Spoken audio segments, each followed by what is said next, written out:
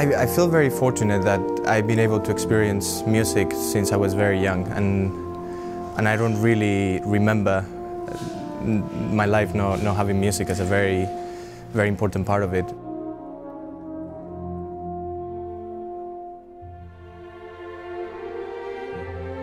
I am 29 years old, originally from Spain, where I lived and grew up until I was 17, and then I moved into the States, where I studied my undergrad in French horn, and then moved a bit closer back home to London, where I studied at the Royal College of Music. People ask me, how do you feel when you walk on the stage? And I always say, I absolutely love it. I mean, I couldn't come any faster. I mean, I had to learn to pace myself as I walk because I'm so eager to get there. It's such a adrenaline, you know, the good kind of adrenaline that kicks in that moment in which you're sort of hearing the claps and you begin to realize that, wow, this thing that you've been working towards, whether it's a week, 3 weeks, whatever, depending on the ensemble that you're working with, it's so exciting, and I really look forward to it every time.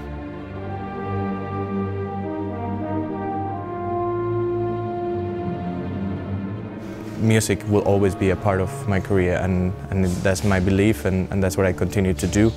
And every time that I work, I try to do the best I can to study the score the hardest I can possibly do, to understand the intentions of the composer and to understand the way that the musicians can get the most out of the music.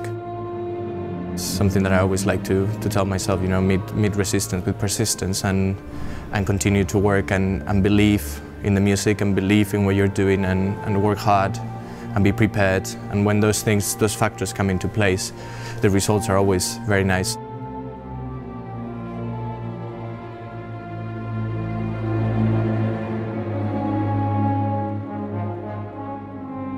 When I sat in the orchestra for many years playing the horn, I always appreciated when a conductor asked the orchestra, you know, how they felt, or they let them play and they let them express how they wanted to do something, give them a bit of freedom so that they can really express their musicianship. I don't consider myself a better musician than the players that I work with.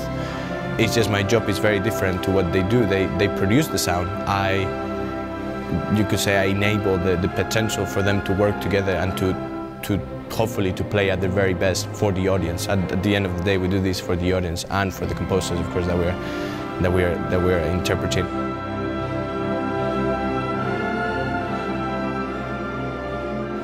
I feel that music outreach is a really fundamental part of my career as a conductor, and I really want it to be like that for the rest of my career, because I really believe that working with youth and working with kids and also working in areas where people otherwise would not have had access to music is one of the best things that we can do with classical music. And a lot of my idols, when I was, you know, looking up to be a conductor, like Bernstein, Abbado, you name them, they've all done, Dudamel, they have all done community outreach and work with people within those stratas of society that we need to really promote classical music.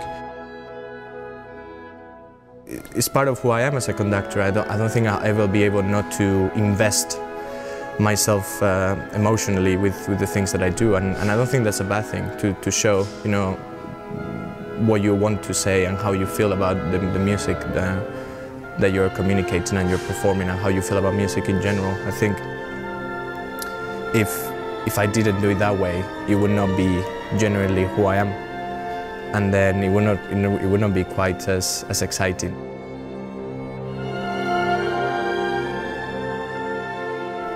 I always say that the conductor podium, so the one that we have right there, is for me the best seat on the house. I think that is the best place where you can really, the best place where you can build that rapport with the orchestra, but at the same time you hear the audience from the back, and it's so thrilling, you know. You have all this mass of sound, and mass sometimes doesn't have to be volume, you know, but this togetherness of players coming together to express the music that they believe and that they want to perform, and you be there, a part of it, is really, it's something really special, and I'm really lucky that I get to do it for a living, which I consider myself very fortunate.